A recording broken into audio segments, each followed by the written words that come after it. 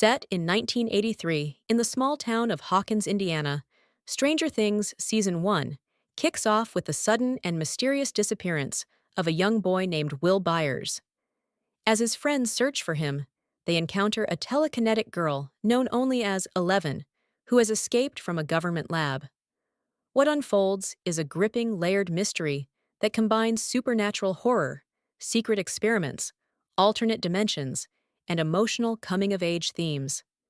The series expertly blends 80s nostalgia, echoing Stephen King, Spielberg, and John Carpenter, with a fresh emotional core. The introduction of the Upside Down, a parallel decaying mirror world filled with danger and darkness, raises the stakes, while the slow, suspenseful pacing builds genuine tension. Every episode ends on a hook, making it binge-worthy and immersive. The heart of Stranger Things is its characters. The Duffer Brothers, creators, gave each of them distinct arcs that intertwine. 11. Millie Bobby Brown. A breakout star. Her portrayal of a nearly silent, traumatized girl with immense powers is hauntingly good. She conveys fear, innocence, and power with remarkable control.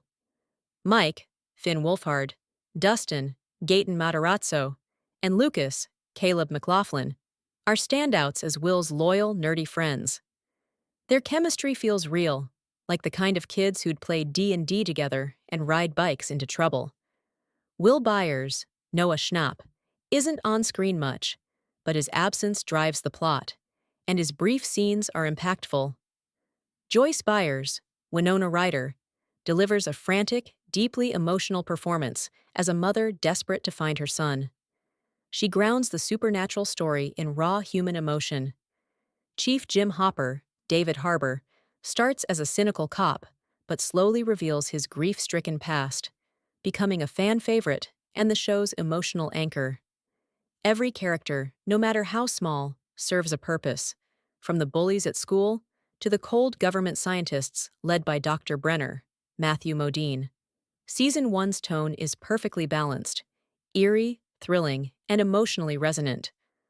The Demogorgon, the season's monstrous villain, is a terrifying creature that adds genuine horror, while the Upside Down is bleak, sticky, and unsettling, a masterclass in atmospheric horror design.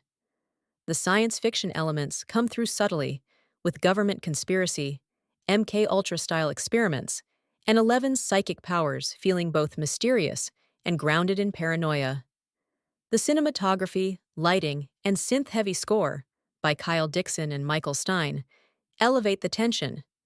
The foggy woods, flickering lights, and dark labs ooze dread. And the now iconic Christmas light communication scene?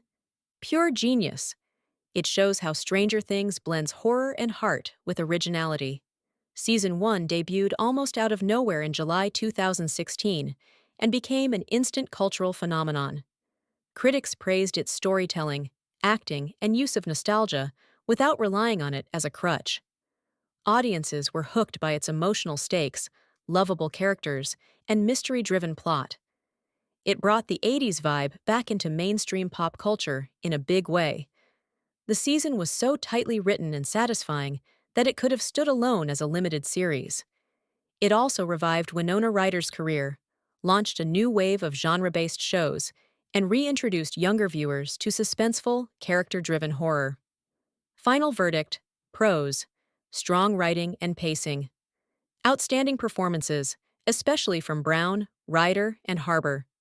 Perfect blend of horror, sci-fi, and heartfelt storytelling. Brilliant use of 80s aesthetic and music cons.